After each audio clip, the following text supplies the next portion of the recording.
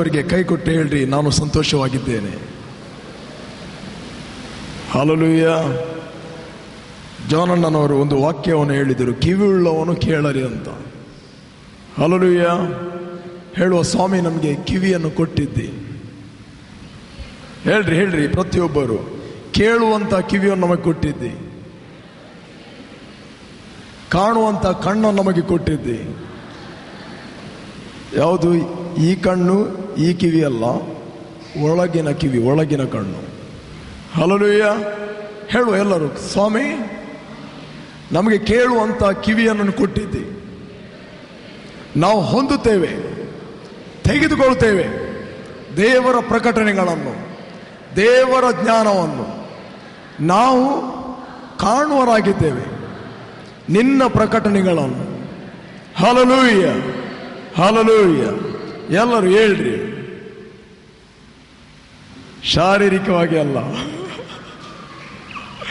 ಆತ್ಮದಲ್ಲಿ ಹೇಳ್ರಿ. Arise. Hallelujah. ಯೇಸು ಸ್ವಾಮಿ ಯಾವಾಗಲೂ ಆತ್ಮಿಕವಾಗಿ ಮಾತಾಡುವಾಗ ಶಿಷ್ಯರು ಯಾವಾಗಲೂ ಸ್ವಾಭಾವಿಕವಾಗಿ ಆಲೋಚನೆ ಮಾಡ್ತಾ ಇದ್ದರು. ಹಲೋ, ಅದೇ ರೀತಿ ನಿಮಗೆ ಆತ್ಮಿಕವಾಗಿ ನಾನು ಹೇಳ್ತಾ ಇದ್ದೇನೆ, ಹೇಳಿರಿ. ಅರೈಸ್. ಪಕ್ಕದವರಿಗೆ ಹೇಳ್ರಿ, ಏಳು. ಹಲ್ಲೆಲೂಯಾ. ಸತ್ಯವೇದ ಹೇಳ್ತದೆ, ಅಗಲವಾಗಿ ಬಾಯಿ ತೆರೆ, ನಾನು ಏನು ಮಾಡುವೆನು? ತುಂಬಿಸುವೆನು. ಯಾವ ಬಾಯಿ?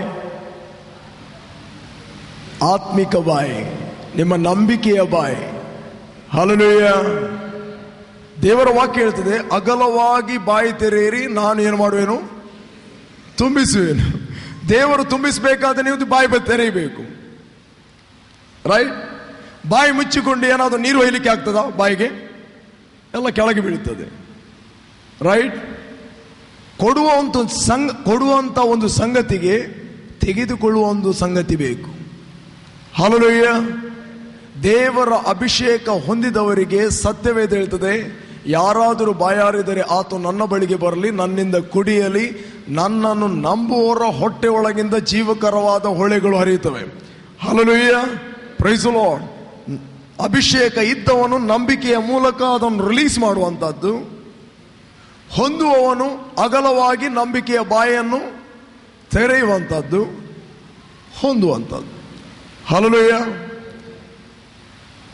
ಪಕ್ಕದವರಿಗೆ ಹೇಳ್ರಿ, ಅಗಲವಾಗಿ ಬಾಯಿ ತೆರೆ, ಅಗಲವಾಗಿ ಬಾಯಿ ತೆರೆ. ಕಮಾನ್, ಎಲ್ಲರೂ ಫ್ರೀ ಆಗಿರಿ. ಆತ್ಮಿಕ ಎಕ್ಸಸೈಸ್ ಅನ್ನು ಮಾಡ್ರಿ. ಇಲ್ಲದ್ರೆ ಆತ್ಮಿಕ ವ್ಯಕ್ತಿ ಏನಾಗ್ತಾನೆ? ವೀಕ್ ಆಗುತ್ತಾನೆ. ನನ್ನ ಒಬ್ಬ ರಿಲೇಟಿವ್ಸ್ ಇದ್ದರು, ನನ್ನ ತಾಯಿ ಹೇಳ್ತಾ ಇದ್ದರು, ಅವರು ಬುದ್ಧಿಮಾಂದ್ಯವಾಗಿದ್ದರು. ಬುದ್ಧಿಮಾಂದ್ಯ ಆದ ಕಾರಣ ಅವರಿಗೆ ಏನಾಗಿದ್ರು, ಅವರು ಸ್ವಸ್ಥ ಬುದ್ಧಿಯಲ್ಲಿ ಇರಲಿಲ್ಲ. ಅದರಿಂದ ಒಂದು ಮರದಲ್ಲಿ ಹಾಕ್ತಾ ಇದ್ದರು ಅವರಿಗೆ. ಅಲ್ಲೇ ಕಕ್ಕ ಮಾಡುವುದು, ಅಲ್ಲೇ ಮೂತ್ರ ಮಾಡುವುದು. ಆ ವ್ಯಕ್ತಿ ಸುಮಾರು 6 ವರ್ಷ ಇದ್ದ. 6 ವರ್ಷದ ನಂತರ ಅವನಿಗೆ ಸ್ವಸ್ಥ ಬುದ್ಧಿ ಬಂತು. ಸ್ವಸ್ಥ ಬುದ್ಧಿ ಬಂದ ನಂತರ ಅವನನ್ನು ಆ ಮರದಿಂದ ಬಿಡುಗಡೆ ಮಾಡಿದಾಗ ಅವನಿಗೆ ನಡೆಯಲಿಕ್ಕೆ ಆಗುವುದಿಲ್ಲ. ಯಾಕಂದ್ರೆ ಅವನು ನಡೆಯದೆ ಅವನ ಕಾಲುಗಳು ವೀಕ್ ಆಗಿವೆ. ಅದೇ ರೀತಿ ಆತ್ಮಿಕವಾಗಿ ನಾವು ಆಕ್ಟ್ ಮಾಡದಿದ್ದರೆ, ಆತ್ಮಿಕವಾಗಿ ನಾವು ಕೃತ್ಯ ಮಾಡದಿದ್ದರೆ, ನಾವು ಆತ್ಮಿಕವಾಗಿ ವೀಕ್ ಆಗುತ್ತೇವೆ. ಹಲ್ಲೆಲೂಯಾ.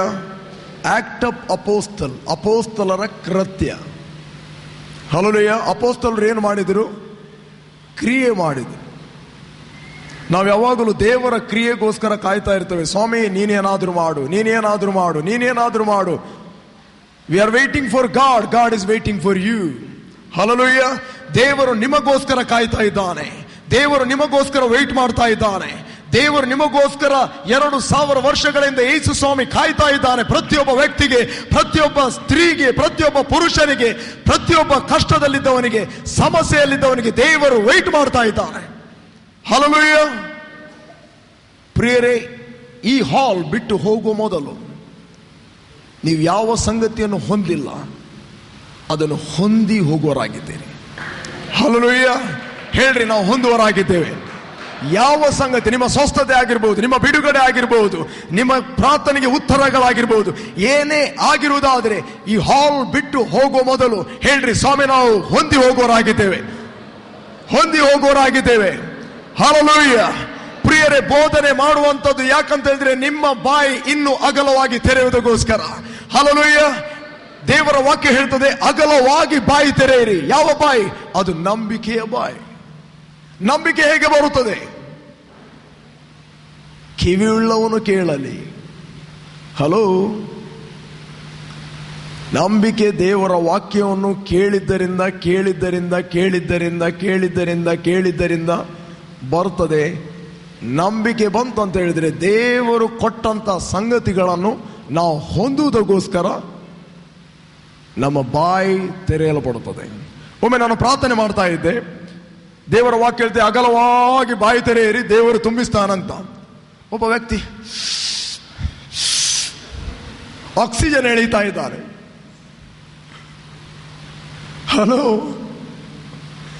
ನಂಬಿಕೆಯ ಬಾಯಿ ತೆರೆಯುವುದಂತ ಹೇಳಿದರೆ ನೀವು ಬಾಡಿಯಲ್ಲಿ ಆಕ್ಷನ್ ಮಾಡುವುದಲ್ಲ ಅಂತ. ಹಲ್ಲೆಲೂಯಾ. ನಂಬಿಕೆ ಬೇಕಾದ್ರೆ ದೇವರು ಅದಕ್ಕೆ ಸೊಲ್ಯೂಷನ್ ಕೊಟ್ಟಿದ್ದಾನೆ. ಸೊಲ್ಯೂಷನ್ ಏನು? ದೇವರ ವಾಕ್ಯವನ್ನು ಕೇಳುವಂಥದ್ದು. ಅನೇಕರಿಗೆ ಅದ್ಭುತ ಬೇಕು, ಅನೇಕರಿಗೆ ಬಿಡುಗಡೆ ಬೇಕು, ಅನೇಕರಿಗೆ ಸ್ವಸ್ಥತೆ ಬೇಕು, ಅನೇಕರಿಗೆ ಪ್ರಾರ್ಥನೆಗೆ ಉತ್ತರ ಬೇಕು. ಆದರೆ ಕೇಳಲಿಕ್ಕೆ ಮಾತ್ರ ಬೇಡ. ಹಲೋ, ಹೇಳ್ರಿ, ನಾವು ಕೇಳುವರಾಗಿದ್ದೇವೆ, ನಾವು ಕೇಳುವರಾಗಿದ್ದೇವೆ. ಸ್ವಾಮಿ ನಿನ್ನಮ್ಮಲ್ಲಿ ಮಾತಾಡು. ಹಲ್ಲೆಲೂಯಾ. ಪ್ರಿಯರೇ, ದೇವರು ನಿಮಗೆ ಯಾವೆಲ್ಲ ಸಮಸ್ಯೆ ಇದೆ ಅದಕ್ಕೆ ಪ್ರಶ್ನೆಗೆ ಉತ್ತರವನ್ನು ಆತನು ಅನುಗ್ರಹ ಮಾಡಿದ್ದಾನೆ. ಹಲ್ಲೆಲೂಯಾ. ಪವಿತ್ರ ಆತ್ಮನನ್ನು ಕೊಟ್ಟಿದ್ದಾನೆ, ಸ್ವಸ್ಥತೆಯನ್ನು ಆತನು ಕೊಟ್ಟಿದ್ದಾನೆ. ಒಂದು ದಿನ ಕೊಡುವಂಥದ್ದಲ್ಲ, ಆಲ್ರೆಡಿ ಆತನು ಕೊಟ್ಟಿದ್ದಾನೆ. ಹಲ್ಲೆಲೂಯಾ. ಪ್ರಿಯರೇ, ಸಿದ್ಧವಾಗಿರಿ. ಕೊನೆಯಲ್ಲಿ ನಾವು ಪ್ರಾರ್ಥನೆ ಮಾಡಲಿಕ್ಕಿದ್ದೇವೆ. ಸೇವಕರು ಪ್ರಾರ್ಥನೆ ಮಾಡಲಿಕ್ಕಿದ್ದಾರೆ. ಅವರು ಕೈ ಹಿಡಿತಿರುವಾಗ ನೀವು ಹೊಂದುವುದಕ್ಕೋಸ್ಕರ ನಿಮ್ಮನ್ನು ಟೀಚಿಂಗ್ ಮಾಡಿ ನಾನು ಸಿದ್ಧಪಡಿಸ್ತಾ ಇದ್ದೇನೆ. ಹಲ್ಲೆಲೂಯಾ.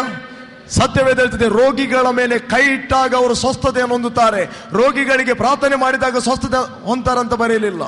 ನನ್ನ ಹೆಸರಿನಲ್ಲಿ ಯೇಸು ಸ್ವಾಮಿ ಹೇಳಿದ, ರೋಗಿಗಳ ಮೇಲೆ ಕೈ ಇಟ್ಟಾಗ ಏನು ಹೊಂದುತ್ತಾರೆ? ಹೊಂದುವುದಂದ್ರೆ ರಿಸೀವ್ ಮಾಡುವುದು. ಸೇವಕರು ನಂಬಿಕೆಯ ಮೂಲಕ ಯಾವ ಆಶೀರ್ವಾದ ನಮಗೆ ಬೇಕು? The baptism of the Holy Spirit. ನೀವು ಇಷ್ಟರವರೆಗೆ ಅನ್ಯ ಭಾಷೆಯಲ್ಲಿ ಮಾತಾಡಲಿಲ್ಲ, ಸ್ವಾಮಿ ಇವತ್ತಿನಿಂದ ನನಗೆ ಅನ್ಯ ಭಾಷೆಯಲ್ಲಿ ಮಾತಾಡಬೇಕು, ಅಥವಾ ನಿಮಗೆ ಸ್ವಸ್ಥತೆ ಬೇಕು, ಅಥವಾ ಯಾವುದೇ ಇನ್ನರ್ ದ ಗಿಫ್ಟ್ಸ್ಗಳು ರಿಲೀಸ್ ಆಗಬೇಕು. ಜಸ್ಟ್ ಕೈ ಇಡ್ತಿರುವಾಗ ನೀವು ಹೊಂದಿಕೊಳ್ಳಿರಿ. ಸತ್ಯವೇದ ಹೇಳ್ತದೆ, ಪವಿತ್ರ ಆತ್ಮನು ಬಂದಾಗ ಯಾರಾದರೂ ಬಾಯಾರಿದರೆ ಆತ ನನ್ನ ಬಳಿಗೆ ಬರಲಿ, ನನ್ನಿಂದ ಕುಡಿಯಲಿ. ನಂಬುವವರ ಹೊಟ್ಟೆ ಒಳಗಿಂದ, ಯಾವ ಹೊಟ್ಟೆ ಅದು? ಆತ್ಮದ. ಹಲ್ಲೆಲೂಯಾ. ಈ ಹೊಟ್ಟೆ ಅಲ್ಲ, ಅನ್ನ ತಿನ್ನುವ ಹೊಟ್ಟೆ. ನಮ್ಮ ಆತ್ಮಿಕ ಯಾವುದೇ ಸಂಗತಿಗಳನ್ನು ಪ್ರಿಯರೇ, ಆತ್ಮಿಕವಾದದ್ದನ್ನು ನೀವು ಶಾರೀರಿಕವಾಗಿ ಅರ್ಥ ಮಾಡಿಕೊಳ್ಬೇಡ್ರಿ. ಯೇಸು ಸ್ವಾಮಿ ಒಂದು ದಿನ ಸಮಾರ್ಯ ಸ್ತ್ರೀ ಬಳಿಗೆ ಹೋದ. ಸಮಾರ್ಯ ಸ್ತ್ರೀ ಬಳಿಗೆ ಹೋಗುತ್ತಿರುವಾಗ ಯೇಸು ಸ್ವಾಮಿ ನೀರು ಕೇಳಿದ. ಸಮಾರ್ಯ ಸ್ತ್ರೀ ಗೊತ್ತಾಯಿತು, ಈತನು ಯಹೂದ್ಯನಾಗಿದ್ದಾನೆ, ನಾನೇನಾಗಿದ್ದೇನೆ? ಸಮಾರ್ಯದವರು. ಯಹೂದ್ಯರು ಯಾವತ್ತೂ ಸಮಾರ್ಯದವರ ಹತ್ರ ನೀರು ತೆಗೆದುಕೊಳ್ತಿರ್ಲಿಲ್ಲ, ಅವರನ್ನು ಮುಟ್ಟುತ್ತಿರಲಿಲ್ಲ, ಅವರು ಅಶುದ್ಧರೆಂದು. ಇವಳಿಗೆ ಬಹಳ ವಿಚಿತ್ರವಾಯಿತು. ನೀನು ಯಹೂದ್ಯನು, ನಾನು ಸಮಾರ್ಯದವಳು, ನೀನು ನನ್ನಲ್ಲಿ ನೀರು ಕೇಳುವುದಾದ್ರೆ ಏನು? ಹಲೋ. ಯಾಕಂದರೆ ನಾನು ಸಣ್ಣ ಹುಡುಗ ಇರುವಾಗ ನಮ್ಮ ಮನೆ ಹತ್ತಿರ ಒಂದು ಮನೆ ಇತ್ತು, ಬ್ರಾಹ್ಮಣರದ್ದು. ಇಲ್ಲಿ ಯಾರು ಬ್ರಾಹ್ಮಣರಿದ್ದರೆ ನಿಮ್ಮನ್ನು ಖಂಡಿಸುವುದಲ್ಲ. ಹಲ್ಲೆಲೂಯಾ. ನಾನು ಹೋಗ್ತಾ ಇದ್ದೆ. ನಾನು ಹೋಗುತ್ತಿರುವಾಗ ಅವರು ಯಾವುದೇ ಒಂದು ಅವರ ಫಂಕ್ಷನ್ ಇರುವುದಾದರೆ ಊಟಕ್ಕೆ ಏನಾದರೂ ಕರೀತಾ ಇದ್ದರು. ಅವರು ಲಾಡನ್ನು ಕೊಡ್ತಾ ಇದ್ದರು. ಆ ಲಾಡನ್ನು ಕೊಡುವಾಗ ನಾವು ಕ್ಯಾಚ್ ಹಿಡಿಬೇಕು. ನಾನು ಆ ಲಾಡು ಬರುತ್ತಿರುವಾಗ ರೆಡಿಯಾಗಿ ಕೈ ಹೀಗೆ ಬಾಲ್ ಹಿಡಿಲಿಕ್ಕೆ ವೆಯ್ಟ್ ಮಾಡಿದಾಗ ವೆಯ್ಟ್ ಮಾಡುವುದು. ಅವ್ರೇನು ಮಾಡ್ತಾ ಇದ್ರು? ಮೇಲಿನಿಂದ ಟಕ್ ಆಗ್ತಾ ಇದ್ದರು. ಯಾಕಂತ ಹೇಳಿದ್ರೆ ಬೇರೆ ಯಾವುದೇ ಜಾತಿಯನ್ನು ಮುಟ್ಟುವುದು ಅವರಿಗೆ ಏನಂತ? ಅಶುದ್ಧತೆ ಅಂತ. ಯಹೂದ್ಯರು ಸಮಾರ್ಯದವರ ಹತ್ರ ನೀರು ಕುಡಿತಿರ್ಲಿಲ್ಲ. ಯೇಸು ಸ್ವಾಮಿ ಹೇಳಿದ, ನಿನ್ನಲ್ಲಿ ನೀರು ಕೇಳುವವನು ಯಾರಂತ ನಿನಗೆ ಗೊತ್ತಿದ್ದರೆ ನೀನು ಅವನಲ್ಲಿ ನೀರು ಕೇಳ್ತಾ ಇದ್ದಿ. ಆಕೆ ಹೇಳ್ತಾ ಏನಾಗ್ತದೆ? ಉಕ್ಕುವ ಹೊರತೆ ಉಂಟಾಗಿ ನಿತ್ಯ ಜೀವವನ್ನುಂಟು ಮಾಡುತ್ತದೆ. ಹೇಳ್ರಿ, ಉಕ್ಕುವ ಹೊರತೆ. ಪಕ್ಕದವರಿಗೆ ಹೇಳ್ರಿ, ಉಕ್ಕುವ ಹೊರತೆ. ಹೇಳ್ರಿ ಹೇಳ್ರಿ ಹೇಳ್ರಿ, 2-3 ಜನಕ್ಕೆ ಹೇಳ್ರಿ, ಉಕ್ಕುವ ಹೊರತೆ. ಅದು ನಿಮ್ಮ ಒಳಗಿಂದ ಬರಲಿ. ಉಕ್ಕುವ ಹೊರತೆ. ಪ್ರಿಯರೇ, ನಿಮ್ಮ ಒಳಗಿಂದ ಇಷ್ಟರವರೆಗೆ ಉಕ್ಲಿಕ್ಕೆ ಪ್ರಾರಂಭ ಆಗಲಿಲ್ಲ ಅಂತ ಹೇಳಿದ್ರೆ ಇವತ್ತು ಉಕ್ಲಿಕ್ಕೆ ಪ್ರಾರಂಭವಾಗುತ್ತದೆ. ಹಲ್ಲೆಲೂಯಾ. ಹೇಳ್ರಿ, ಉಕ್ಕುವ ಹೊರತೆ. ಉಕ್ಕುವ ಹೊರತೆ ಎಲ್ಲಿಂದ? ನಿಮ್ಮ ಒಳಗಿಂದ, ನಿಮ್ಮ ಆತ್ಮದಿಂದ. ಹಲ್ಲೆಲೂಯಾ. ಉಕ್ಕುವ ಹೊರತೆ ಉಂಟು ಮಾಡಿ ಅದು ಏನು ಮಾಡುತ್ತದೆ? ನಿತ್ಯ ಜೀವವನ್ನುಂಟು ಮಾಡುತ್ತದೆ. ಇದು ರಕ್ಷಣೆಯ ಕುರಿತಾಗಿ ಯೇಸು ಸ್ವಾಮಿ ಹೇಳಿದ. ಹಲ್ಲೆಲೂಯಾ.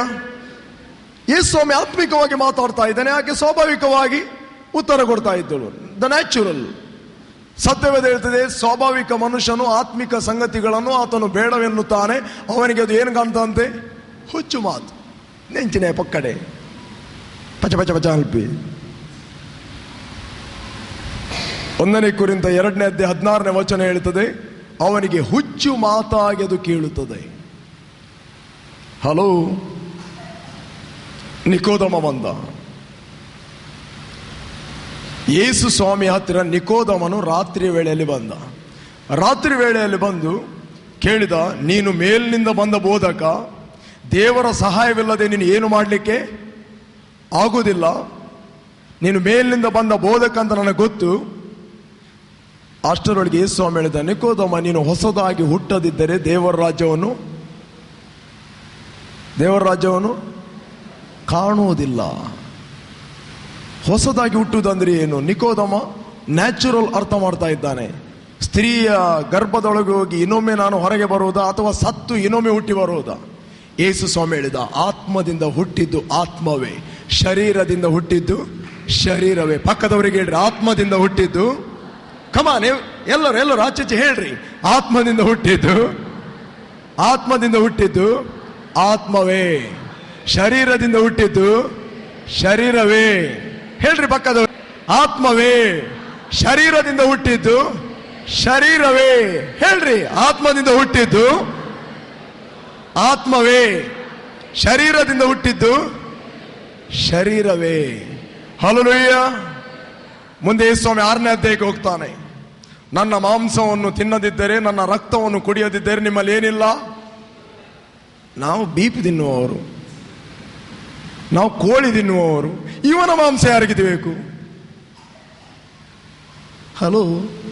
ಕೆಲವರು ಅಲ್ಲಿಂದಲೇ ಎದ್ದು ಹೋದರಂತೆ ಜಾಗ ಖಾಲಿ ಮಾಡುವ.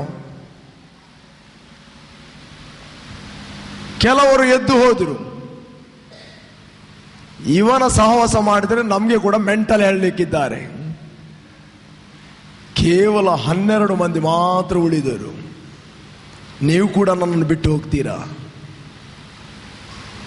ಪೇತ್ರ ಹೇಳಿದ, ಸ್ವಾಮಿ, ನಿನ್ನನ್ನು ಬಿಟ್ಟು ನಾವು ಎಲ್ಲಿ ಹೋಗಲಿ? ಜೀವಕರವಾದ ಮಾತುಗಳು ನಿನ್ನಲ್ಲಿವೆ. ಹಲ್ಲೆಲೂಯಾ. ಹೇಳ್ರಿ, ಜೀವಕರವಾದ ಮಾತುಗಳು. ಹಲ್ಲೆಲೂಯಾ. ಯೇಸು ಸ್ವಾಮಿ ಹೇಳಿಸ, ಬದುಕಿಸುವಂಥದ್ದು ಆತ್ಮವೇ, ಶರೀರ ಯಾವುದಕ್ಕೂ ಪ್ರಯೋಜನಕ್ಕೆ ಬರುವುದಿಲ್ಲ. ಹಲ್ಲೆಲೂಯಾ. ನಾನು ಮಾತಾಡಿದ ಮಾತುಗಳು ಆತ್ಮವಾಗಿಯೂ ಜೀವವಾಗಿಯೂ ಇದೆ. ಹಲ್ಲೆಲೂಯಾ. Praise the Lord. ಹೇಳ್ರಿ, ಆತ್ಮವಾಗಿಯೂ ಜೀವವಾಗಿಯೂ ಇವೆ. ಹೇಳ್ರಿ, ಆತ್ಮವಾಗಿಯೂ ಜೀವವಾಗಿಯೂ ಇವೆ. ಹಲ್ಲೆಲೂಯಾ. ಯಾವಾಗ ನೀವು ದೇವರ ವಾಕ್ಯವನ್ನು ಕೇಳ್ತೀರಿ, ಅದು ನಿಮ್ಮ ಆತ್ಮಕ್ಕೆ ನಂಬಿಕೆಯನ್ನು ಪಂಪ್ ಮಾಡ್ತದೆ. ಹಲ್ಲೆಲೂಯಾ. ನೀವು ಕೂತ್ಕೊಂಡು ನನಗೆ ನಂಬಿಕೆ ಬೇಕು ದೇವರೇ ಅಂತ ಹೇಳಿದ್ರೆ ನಂಬಿಕೆ ಬರುವುದಿಲ್ಲ. ನಂಬಿಕೆ ಹೇಗೆ ಬರುವಂತಹದ್ದು? ದೇವರ ವಾಕ್ಯವನ್ನು ಕೇಳಿದ್ದರಿಂದ ನಿಮ್ಮ ಆತ್ಮಕ್ಕೆ ನಂಬಿಕೆ ಪಂಪ್ ಆಗ್ತದೆ. ಹಲ್ಲೆಲೂಯಾ. Praise the Lord. ನೀವು ದೇವರ ವಾಕ್ಯವನ್ನು ಕೇಳುತ್ತಿರುವಾಗ ಜೀವ ಆತ್ಮಕ್ಕೆ ಇಂಪಾರ್ಟೇಷನ್ ಆಗುತ್ತದೆ. ಹಲ್ಲೆಲೂಯಾ. ಯೇಸು ಸ್ವಾಮಿ ಒಂದು ಸಾಮ್ಯವನ್ನು ಹೇಳಿದ. ಏನು ಗೊತ್ತಾ? ಬಿತ್ತುವವನು ಬಿತ್ತುತ್ತಾ ಹೋದ. ಕೆಲವು ಬೀಜ ದಾರಿ ಮಗ್ಗುಲಲ್ಲಿ ಬಿತ್ತು. ಕಾಗೆಗಳು ಬಂದವು, ಕೊಂಡೋದವು. ಇನ್ನು ಕೆಲವು ಬೀಜ ಬಂಡೆಯ ಮೇಲೆ ಬಿತ್ತು. ಅಲ್ಲಿ ಸ್ವಲ್ಪ ಮಣ್ಣು ತೇವಾಂಶ ಇದ್ದದ್ದರಿಂದ ಅದು ಬೇಗನೆ ಮೊಳೆಯಿತು. ಅದೇನಾಯ್ತು? ಪಾರ್ಚ. ಮೂರನೇದು ಬೀಜ ಎಲ್ಲಿ ಬಿತ್ತು? ಮುಳ್ಳು ಕಲ್ಲು ಗಿಡಗಳ ಮಧ್ಯದಲ್ಲಿ ಬಿತ್ತು. ಮುಳ್ಳು ಗಿಡಗಳು ಅದರ ನಡುವಿನಲ್ಲಿ ಅದು ಬೆಳೆಯುತ್ತಿರುವಾಗ ಅದೇನಾಯಿತು? ಚೋಕಾಯಿತು. ಕೆಲವು ಬೀಜ ಒಳ್ಳೆಯ ನೆಲದ ಮೇಲೆ ಬಿತ್ತು. 30ರಷ್ಟು 60ರಷ್ಟು 100ರಷ್ಟು ಫಲ ಕೊಟ್ಟಿತು. ಹಲ್ಲೆಲೂಯಾ. ಈಗ ಒಳ್ಳೆಯ ನೆಲ ಅಂದ್ರೆ ಏನು? ಹಲೋ, ಒಳ್ಳೆಯ ನೆಲ ಅಂದ್ರೆ ಏನು? ನಮ್ಮ ಹೃದಯ. ಕೇಳ್ರಿ ಕ್ಲಿಯರ್ ಆಗಿ. ಯೇಸು ಸ್ವಾಮಿ ಹೇಳಿದ ಒಳ್ಳೆಯ ನೆಲ ಅಂದ್ರೆ ಹೃದಯ. ಹೃದಯ ಅಂದ್ರೆ ಯಾವುದು? ಬ್ಲಡ್ ಪಂಪ್ ಆಗೋ ಹೃದಯ. ಪುನಃ ಸ್ವಾಭಾವಿಕಕ್ಕೆ ಬರಬೇಡ್ರಿ, ಆತ್ಮಿಕಕ್ಕೆ ಹೋಗಿರಿ. ಕಮಾನ್, ಆತ್ಮಿಕಕ್ಕೆ ಇಳಿಯಿರಿ. ಹೃದಯ ಅಂದ್ರೆ ಏನು? ಬ್ಲಡ್ ಪಂಪ್ ಆಗೋ ಹೃದಯ? ನೋ, ನಮ್ಮ ಆತ್ಮದ ವಿಷಯದಲ್ಲಿ ಮಾತಾಡ್ತದೆ. ಹೃದಯ ಅಂತ ಹೇಳಿದರೆ ಶಾರೀರಿಕ ಬ್ಲಡ್ ಪಂಪ್ ಆಗುವ ಹೃದಯದ ವಿಷಯದಲ್ಲಿ ಬೈಬಲ್ ಮಾತಾಡೋದಿಲ್ಲ. ಹಲ್ಲೆಲೂಯಾ. ನಮ್ಮ ಆತ್ಮ